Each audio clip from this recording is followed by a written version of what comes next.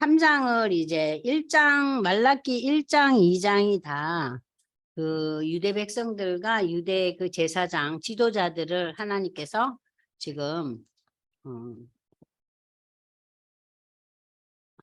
맹렬하게 말씀으로 저들을 이제 다스리시는데 저들의 태도는 어때요? 하나님이 정말 우리를 사랑하시나요? 하나님이 우리는 하느라고 합니다. 이렇게 계속해서 얘기하고 있잖아요. 자, 3장 보겠습니다. 만군의 여호와가 이르노라 보라 내가 내 사자를 보내리니 그가 내 앞에서 길을 준비할 것이요 또 너희가 구하는 바 주가 갑자기 그의 성전에 임하시리니 너희가 사모하는 바 언약의 사자가 임하실 것입니다. 그가 임하시는 날을 누가 능히 당하며 그가 나타날 때 누가 능히 쓰리요 그는 금을 연단하는 자의 불과 표벽하는 자의 잿물과 같을 것이라. 그가 은을 연단하여 깨끗하게 하는 자 같이 앉아서 레위 자손을 깨끗하게 하되 금은같이 그들을 연단하리니 그들이 공의된 제물을 나 여호와께 바칠 것이라. 그때 유다와 예루살렘의 봉헌물이 옛날과 고대와 같이 나 여호와께 기쁨이 되리니 내가 심판하러 너희에게 임할 것이라. 점치는 자에게 간음하는 자에게와 거짓 맹세하는 자에게 품꾼의 싹스에 대해서 억울하게 하는 자 가부와 고아를 압제하고 나그네를 억울하게 하며 나를 경외하지 않은 자에게는 속히 증언하니라. 여호와는 변하지 아니하나니 그러므로 야곱의 자손들아 너희가 소멸되지 아니하느니라. 자, 3장 1절에서부터 6절까지는 하나님께서 지금 누군가를 보내시겠다는 거예요. 이게 말하자면은 세례 요한인데 요 말씀이 어디에 나와 있냐면요. 여러분들 누가복음에 요게 이제 조금씩 나와 있어요. 그리고 이제 여기 보시면은 자, 보십시다. 마가복음 1장 1절 5절에서도 나와 있고요. 자, 그럼 보시면은요. 내가 내 사자를 보낸다. 내 사자를 보낸다. 내 사자 누굴 보낸다는 거예요? 세례 요한을 먼저 보내요.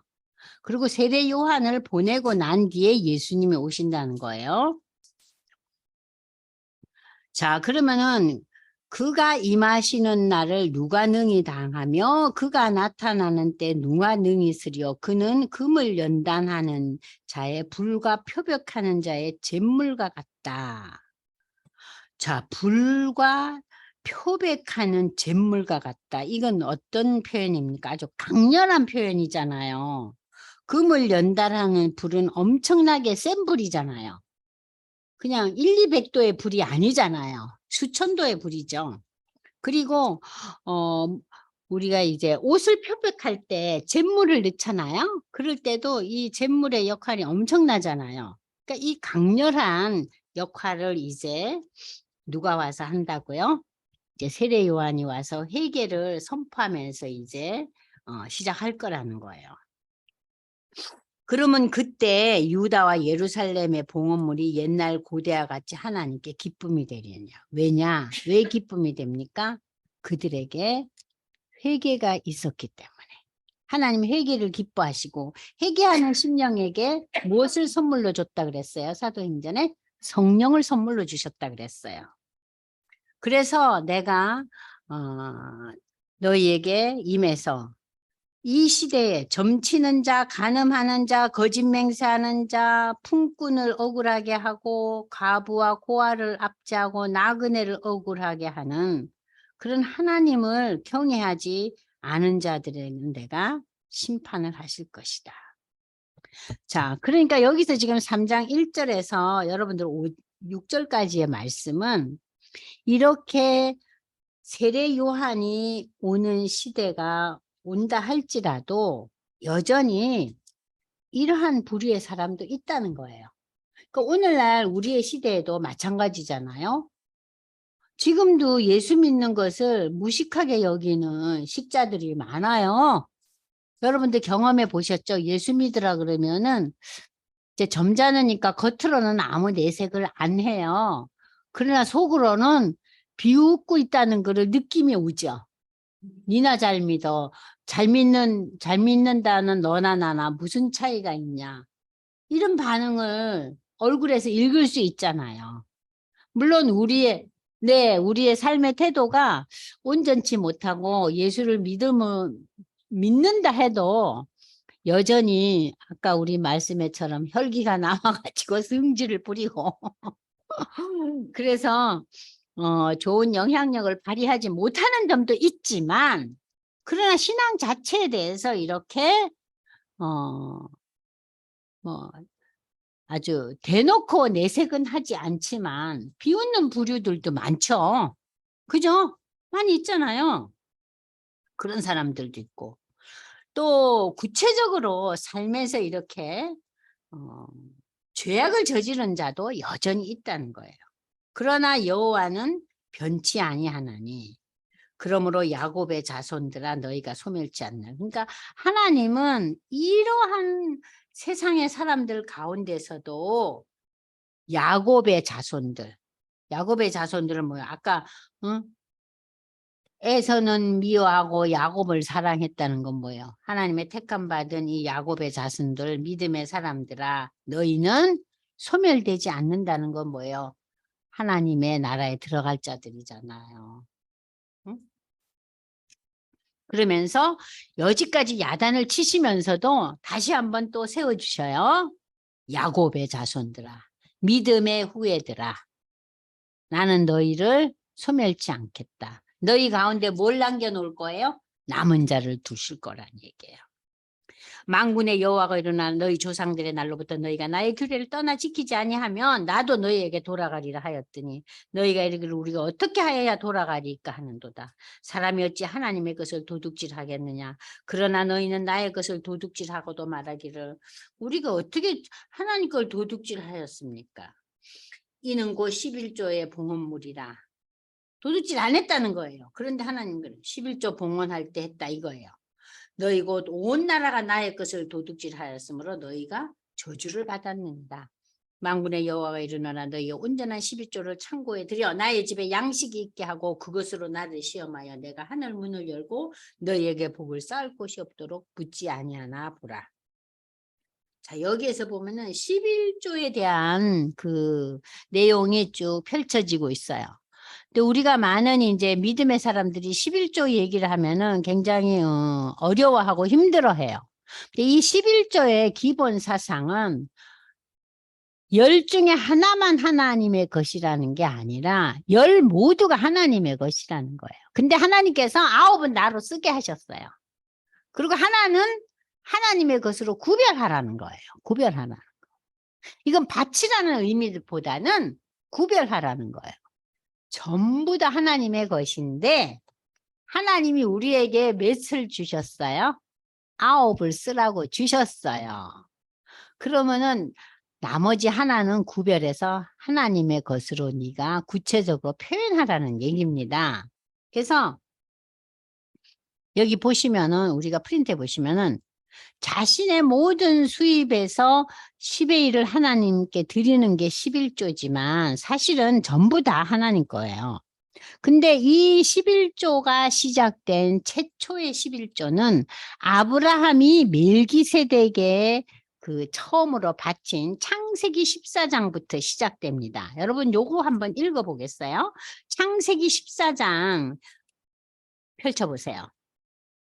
아브라함이 그 시대에 그 그돌라오멜과 그와 함께한 여러 왕들을 쳐부시고 돌아올 때 소돔 왕이 사회 꼴짝이 곧 왕의 꼴짝이로 나와 그를 영접했고 살렘 왕 멜기세덱이 떡과 포도주를 가지고 나왔으니 그는 지극히 높으신 하나님의 제사장이었더라. 그가 아브라함에게 축복하여 이르되 천지의 주제요 지극히 높으신 하나님이여 아브라함에게 복을 주옵소서. 너희 대적을 내 손에 붙이신 지극히 높으신 하나님을 찬송할지로다 하매 이제 이 지극히 높으신 하나님을 찬송하라고 얘기한 이 살렘왕 멜기세덱이 이렇게 아브라함을 축복하고 또 찬송하라고 명령할 때 이 아브라함의 태도가 어떻습니까? 아브라함이 자신이 그 전쟁에서 가지고 온 전리품 중에서 어떻게 했어요? 10분의 1을 멜기세덱에 줍니다. 이 멜기세덱은 이 시대에 지극히 높으신 하나님의 제사장이었다. 아주 상징적인 아주 특별한 그 인물이에요. 하나님의 그 제사장이었다 그러잖아요. 그 사람에게 이 아브라함이 10의 1조를 한 것이 성경에서 제일 첫 번째 나타나는 사건이에요.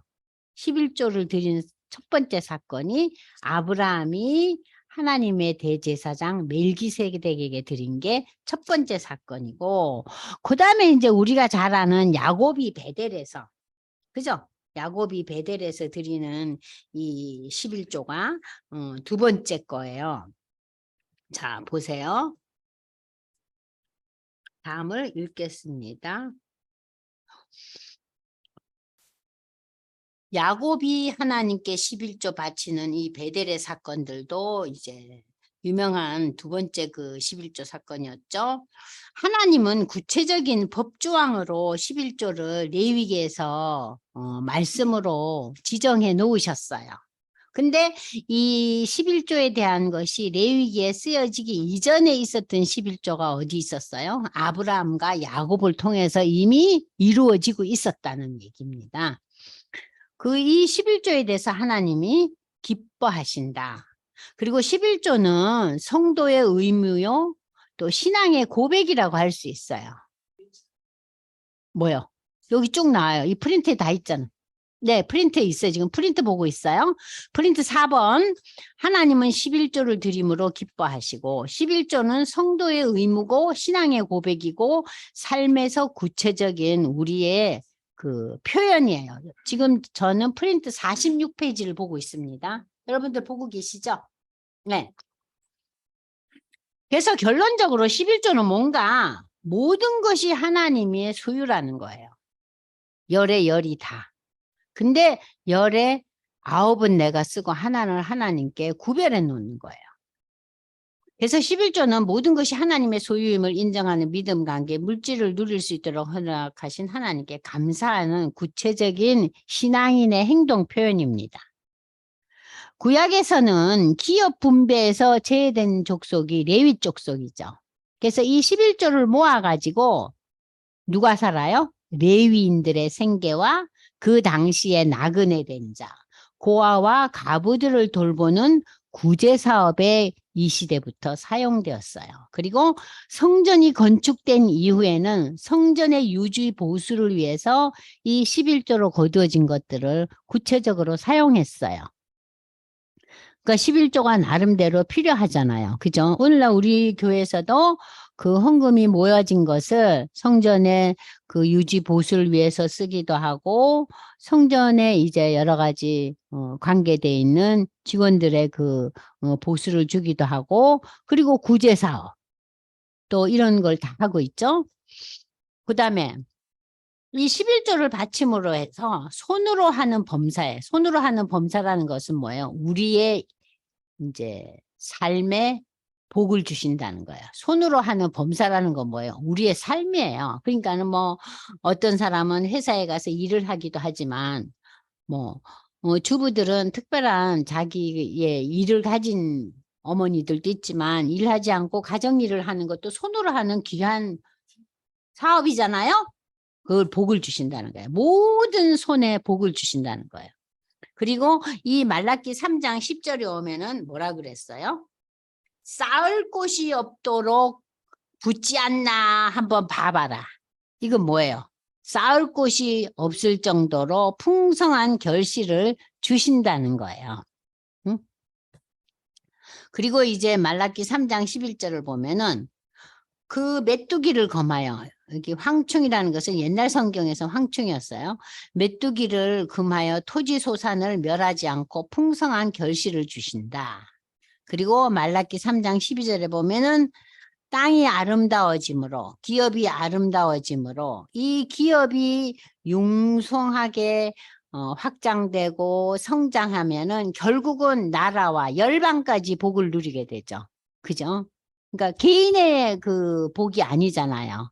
기업이 잘 된다는 것은. 나아가서는 전 세계에 이르기까지 큰 축복의 도구의 역할을 한다. 그래서 11조를 제대로 하라. 그 얘기였습니다. 그 다음 넘어가겠습니다. 13절. 여호와가 이르노라 너희가 완악한 말로 나를 대적하거든. 우리가 무슨 말로 주를 대적하였는가. 또 이 유대 백성들이 하나님한테 하나님 우리가 뭐를 하나님께 대적했습니까? 우리 그런 적 없습니다. 그러는 거예요. 이는 너희가 말하기를 하나님 섬기는 것이 헛되다. 그것이 하나님 대적이라는 거예요. 만군의 여호와 앞에서 그 명령을 지키며 슬프게 행하는 것이 무엇이 유익하리요?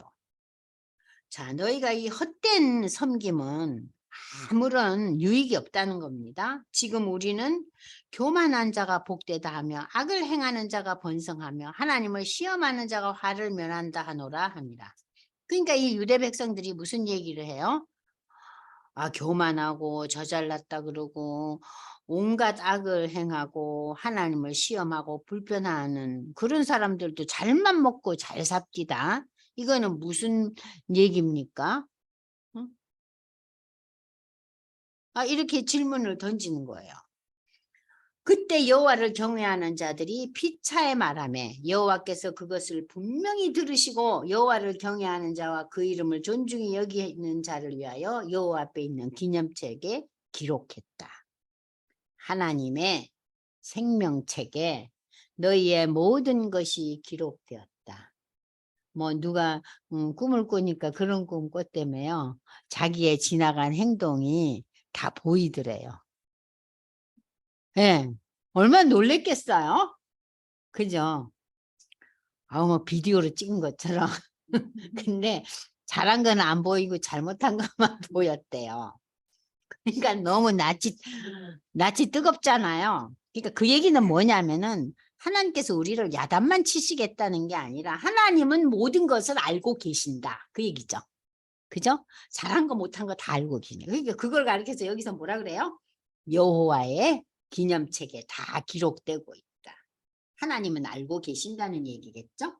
만군의 여호와가 이르노라 나는 내가 정한 날에 그들을 나의 특별한 소유로 삼을 것이다. 여러분들 이 특별한 소유라는 것은 자, 하나님의 생명책, 기념책에 기록된 하나님을 온전히 섬기는 자들을 특별한 소유로 삼을 거라 그랬어요. 그래서 베드로전서 보면은 베드로전서 2장 9절에 무슨 얘기가 나오고 있습니까? 여러분 한번 보세요. 베드로전서 2장 9절 한번 여러분 잘 아시는 말씀이에요. 베드로전서 2장 9절 여러분들 너무나 잘 아시잖아요. 너희는 택하신 족속이요 왕 같은 제사장이다. 왕 같은 제사장이다. 응? 그리고 거룩한 나라요. 그의 소유가 된 백성이요. 이는 너희를 어두운 데서 불러내어 그의 기이한 빛에 들어가게 하시니에 아름다운 덕을 선포하게 하려 하시니. 전에는 백성이 아니었지만 이제는 하나님 백성이요. 전에는 긍휼을 하나님으로부터 얻지 못했지만 이제는 하나님의 긍휼을 얻은 자다. 그래서 하나님의 긍휼을 얻은 자를 하게서 하나님의 택하신 족속, 왕 같은 제사장, 거룩한 나라, 하나님의 소유된 백성. 여기에서는 뭐라고 표현하고 있습니까? 하나님의 특별한 소유물. 그래서 하나님께서 특별히 아낄 것인데 그때 너희가 돌아와서 의인과 악인을 분별하고 하나님을 섬기는 자와 섬기지 아니하는 자를 분별하리라.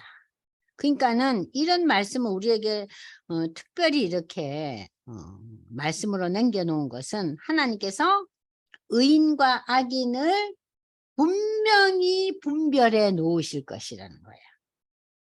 그러면서 하나님을 섬기는 자와 섬기지 아니하는 자는 어때요? 분명히 다르다는 거예요. 분별해 놓는다는 거예요. 자, 그러면서 이제 이 말라기서는 이제 이 구약 성경에 마무리를 하고 있어요. 4장에 가서. 그러니까 말라기 4장은 구약 성경의 마무리예요. 근데 여러분들이 구약 성경은 뭘로 끝나나? 말라기 4장 4절이에요. 보겠습니다. 만군의 여호와가 일어나라 보라 용광로 불 같은 날.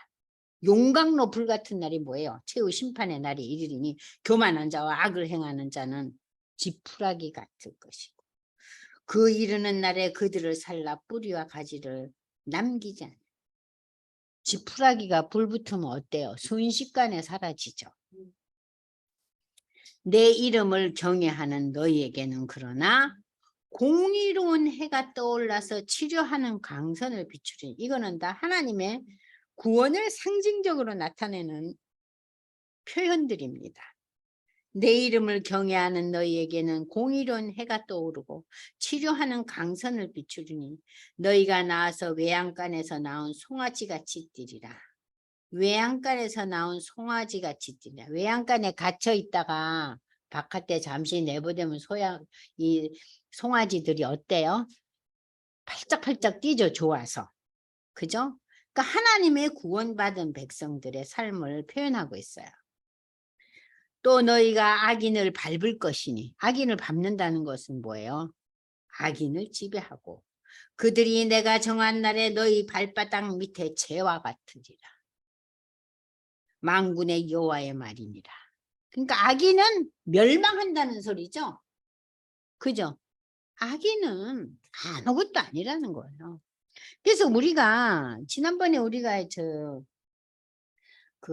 하박국에 하나님한테 질문하잖아요. 아니 의인은 이렇게 힘들게 사는데 악인들은 왜 이렇게 잘 삽니까? 그리고 의인들을 실현하고 하나님께서 당근질 하실 때 왜 저 악인들을 쓰십니까? 하고 이 하박국이 열받아 갖고 질문을 하잖아요. 그랬더니 하나님이 네가 뭔 걱정하냐? 의인은 믿음으로 산다 그러면서 뭐라 그래요? 결론이 걔들은 다 심판당할 거야. 걔들의 심판을 내가 할 건데 왜 네가 하려고 지금 나대냐 이거. 그러니까는 이 하박국이 뭐예요? 내가 외양간에 속아없고 아무 열매가 없어도 나는 하나님 때문에 기뻐할게요. 그러면서 찬송하면서 이 하박국서가 끝나잖아요. 그죠? 네. 또 여기서 지금 그 얘기예요. 발바닥에 죄가 될 거라는. 너희는 내가 호렙에서 온 이스라엘을 위하여 내 종 모세에게 명령한 법 곧 율례와 법도를 기억하라. 하나님의 법을 기억하라. 보라 여호와의 크게 두려운 날이 이르기 전에 크고 두려운 날이 이르기 심판의 날이 이르기 전에 선지자 엘리야를 너희에게 보낸. 엘리야는 구약을 대표하는 선지자예요. 그러면 예수님이 오시기 직전에 온 선지자가 누구예요? 세례 요한이잖아요. 자, 그 세례 요한이 와서 아버지의 마음을 자녀에게로 돌이키게 하고 자녀들의 마음을 그들의 아버지에게 돌이키게 하리라. 돌이키지 아니하면 두렵건대 내가 와서 저주로 그 땅을 칠까 하노라. 자, 이 세례 요한의 회개 선포가 시작되면서 예수님이 세례 받기 전에 이미 세례 요한이 회개의 세례를 선포하잖아요. 그래서 예수님의 오심을 준비하고 있죠. 회개하라고. 그리고 예수님이 오셔요. 그죠? 자, 그러면 여러분들이 지금 프린트로 다시 돌아가겠습니다. 최후 심판에 대한 선포. 선민 이스라엘은 교만한 자, 악을 행하는 자, 하나님을 시험하는 자가 복을 누리고 화를 면한다고 하면서 이방 백성들보다도 더 악한 길로 가고 있었어요. 이렇게 패역한 이스라엘 백성들에게 하나님은 진정한 회개를 촉구하면서 하나님의 심판에 대한 내용을 선포하고 있습니다. 여호와를 경외하는 자와 그 이름을 존중히 생각하는 자를 위해 여호와 앞에서 기념책에 기록하셨다. 하나님을 섬기는 자들은 하나님께서 정한 날에 저들을 하나님의 특별한 소유로 삼으신다 그랬죠? 교만난 자와 악한 자는 다 어떻게 돼요? 심판의 날에 다 사라지고 우리의 발에 죄가 될 거다. 그랬죠? 하나님의 이름을 경외하는 자에게는 의로운 해와 떠오르는 광선, 구원이 이루어지고 그들은 하나님과의 관계에서 평안을 누리며 외양간에서 나온 송아지처럼 기뻐 뛸 것이다. 악인을 밟힘을 당해 심판의 날에 죄와 같다. 심판의 날에 이르기 전에 모세에게 명한 율례와 법도를 기억하라. 하나님께서 심판의 날이 오기 전에 선지 엘리야를 보낼 것이다. 엘리야는 세례 요한을 가리키는데 엘리야로 표현한 것은 예수의 오심을 예비하는 세례 요한의 사역이 엘리야의 사역과 비슷하기 때문이다. 엘리야는 여러분들 아방 시대 때 그죠? 바알 선지자들과 대결을 벌린 자들 있잖아요. 그죠? 그래서 그 백성들에게 정말 회개하게 하고 참 본인도 회개했지만 그죠? 심판의 날이 임하기 전에 아비의 마음을 자녀에게 돌이키게 하고 자녀들의 마음을 아비에게 돌이키게 하리다. 이는 엘리야를 통해 세례 요한을 통해 이스라엘에게 회개의 역사를 일으킬 것이며 이를 통해 하나님과의 관계가 신뢰와 사랑으로 회복된다. 그러니까 하나님과의 관계가 그전에는 우리가 불화의 관계였잖아요. 죄로 인해서. 그죠? 근데 이제 십자가의 예수를 통해서 하나님과의 관계가 우리가 신앙 고백을 통해서 이제는 불화의 관계가 아니라 화목의 관계가 됐잖아요. 그래서 우리가 하나님의 자녀가 됐잖아요. 그죠? 그래서 아까 하나님의 소유된 백성이 됐죠. 응? 자, 우리가 지금 조금 전에 읽었던 그 공의로운 해와 치료하는 강선이라는 공의로운 해는 어두움을 물리치는 햇빛처럼 절대적인 의로움으로 죄인을 구원하시는 예수 그리스도를 상징하고 있습니다. 공의로운 해. 또 흑암의 근세에 놓인 인류에게 빛으로 오셔서 저들을 구원할 예수 그리스도를 가리킵니다. 치료하는 강선이란 무엇인가? 예수께서 오셔서 공생의 기간 동안 직접 육체적인 상처들을 싸매주시고 죄로 상처받은 영혼들을 위로해 주시고 고쳐주실 것과 함께 이후 예수님이 떠나시고 난 뒤에는 예수님이 다시 하늘로 올라가시잖아요. 근데 예수님은 뭐라 그래요? 내가 이렇게 가는 것이 너희에게 유익하다 그러죠. 왜 유익해요? 성령이 강림하기 때문에. 그래서 성령의 강림으로 성령의 강림을 체험한 모든 사람들에게 죄와 사망, 질병의 고통에서 비록 그들이 질병에 나서 여러 가지 어려움을 겪고 있지만 그들의 마음에 평안과 자유를 주실 것이다. 그리고 예수님이 재림하실 그때는 이 치료가 완성된다는 거예요. 완성된다는 거. 치료가. 치료의 완성. 그래서 우리가 에스겔 47장 12절을 한번 찾아보겠습니다. 프린트에 다 있죠? 네, 에스겔 47장 12절 보시면 광좌우에는 각종 먹을 과실나무가 자라서 그 잎이 시들지 아니하며 열매가 끊이지 아니하고 달마다 새 열매를 맺으리니 그 물이 성소를 통하여 나옵니다. 그 열매는 먹을 만하고 그 잎사귀는 약재료가 되니라. 이 완성된 그 천국에 대한 그 미리 에스겔을 통해서 하나님이 보여주셨잖아요. 근데 이거하고 똑같은 맥락의 얘기가 계시록 22장 1절에서 5절까지 반복되고 있어요. 이 에스겔의 말씀이 계시록에서도 그대로 반복되고 있죠. 그래서 22장 여러분들 맨 마지막 성경의 맨 마지막 찾아보세요. 1절에서 보세요. 또 수정같이 맑은 생명수의 강을 내게 보이니 하나님과 어린 양의 보좌로부터 나와서 길 가운데 흐르니 강좌우에 생명나무가 있어 이 12가지 열매를 맺대. 달마다 열매 맺고 잎사귀들은 만국을 치료하기 위하여 있더라.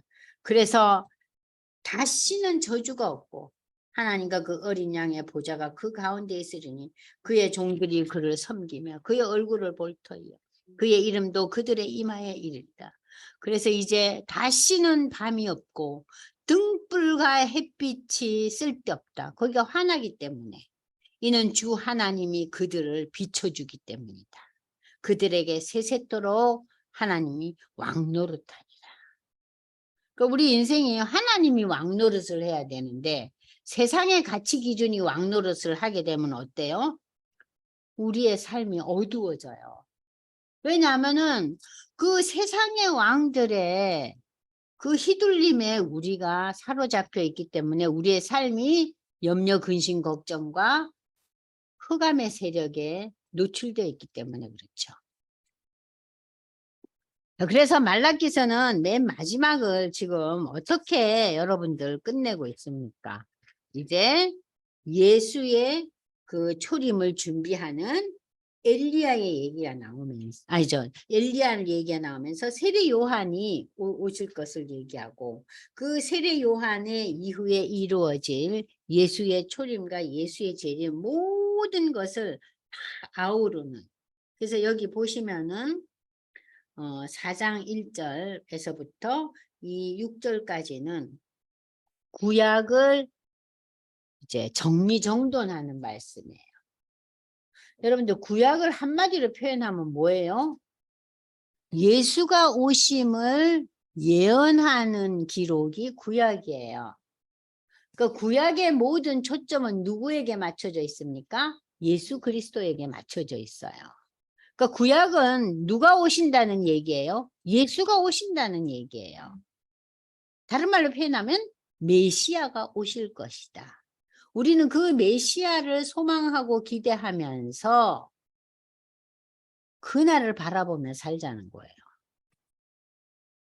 근데 그 시대 사람들이 하나님의 놀라운 이적과 또 이 선지자를 통해서 여러 가지 환상을 통해서 엄청난 신비한 그 하나님의 역사와 세계를 경험했어요. 그럼에도 불구하고 저들이 해이해지고 나태해진 것은 인간의 본성이 세상의 법에 훨씬 마음이 열려 있기 때문이죠.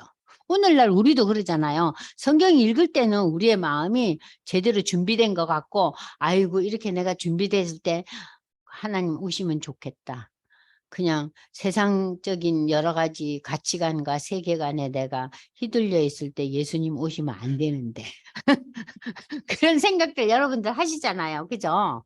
그렇잖아요. 또 우리는 온전한, 완전한 그 완성된 그 하나님의 나라에 지금 살고 있지 않기 때문에 우리는 끊임없이 흑암과 대적의 세력들에게 공격을 당하고 있어요. 그래서 마귀가 우는 사자처럼 달려든다 그랬잖아요. 그죠? 사자처럼. 사자가 얼마나 힘셉니까? 자, 그래서 여러분들이 이제 그 말라기서의 요점과 적용을 한번 보시면은요. 자, 11조에 대한 얘기도 있고요. 맨 마지막에 하나님의 심판이 있기 전에 엘리야를 보내실 것이다. 그죠? 그리고 이 말라기의 예언이 선포된 이후 400년이 지나고 예수님이 오셔요. 그죠? 예수님이 오셔요. 그 예수가 오시기 바로 전에 그가 오심을 준비하는 세례 요한의 외침이 그 회개 세례가 울려 퍼집니다. 그리고 이 말라기서는 이 외침을 통해서 이제 회개의 마음이 이제 저들에게 이제 뿌리를 내리고 이제 그 아비의 마음을 자녀에게 돌이키게 하고 자녀들의 마음이 이 아비에게 돌아가는 놀라운 이스라엘의 회개의 역사를 일으킬 것이다. 그래서 그 시대에 세례 요한 시대 때 일부 유대인들은 세례 요한을 따르기도 하고 또 예수님의 제자가 된 사람들도 우리가 영화 같은 데 보면은 이 무리들이 있잖아요. 그러나 그 당시에 유대인들의 극히 일부였어요. 네, 일부였고, 그리고 이제 예수님이 돌아가시잖아요. 돌아가시고, 부활하시고, 40일 사시고, 그리고 이제 그, 부활하시고 승천하시는 장면이 사도행전 1장에 여러분들이 보시잖아요.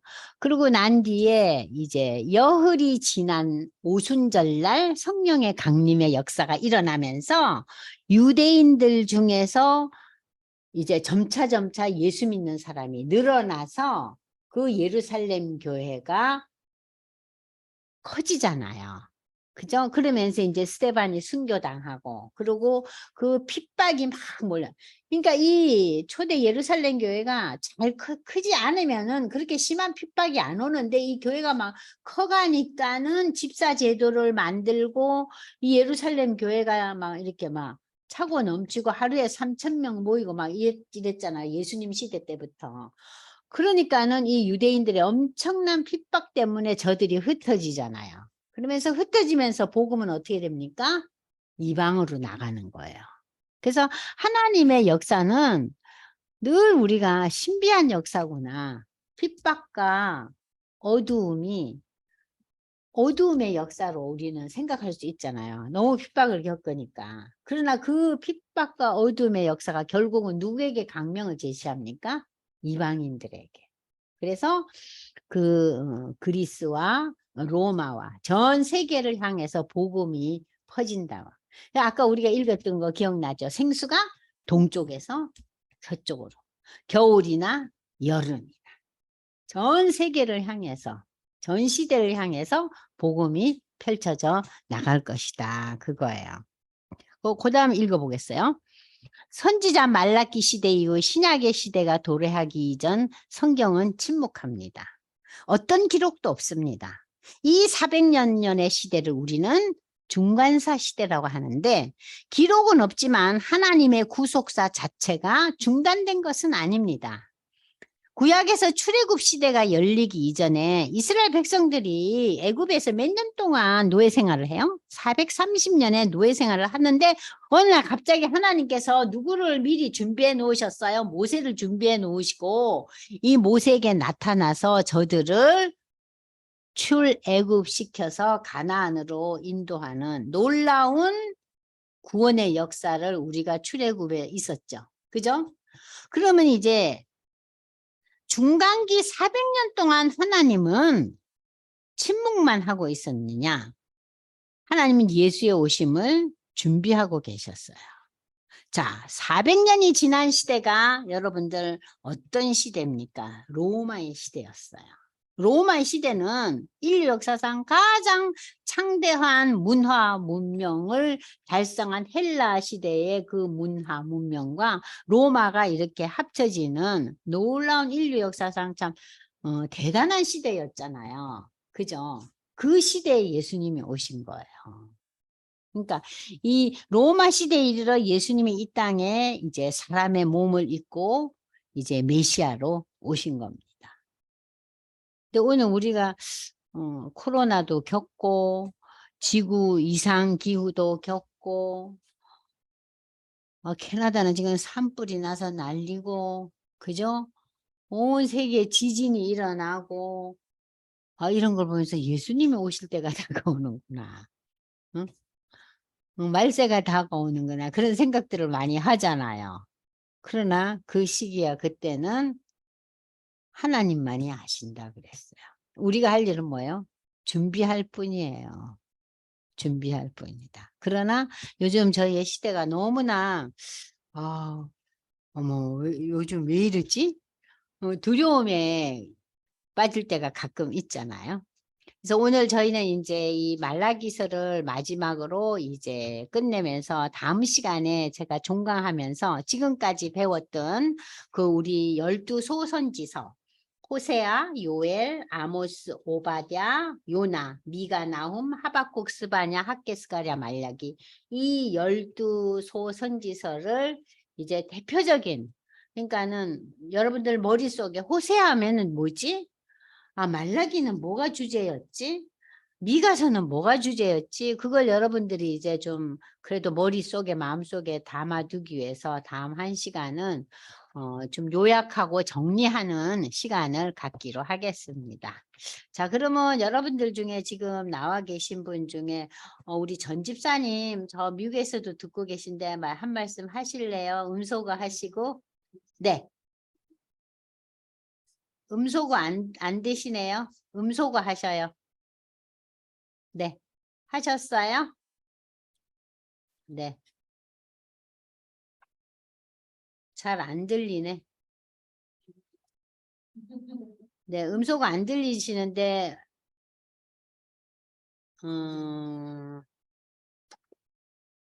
네, 음소거 해제 요청합니다. 안 되세요?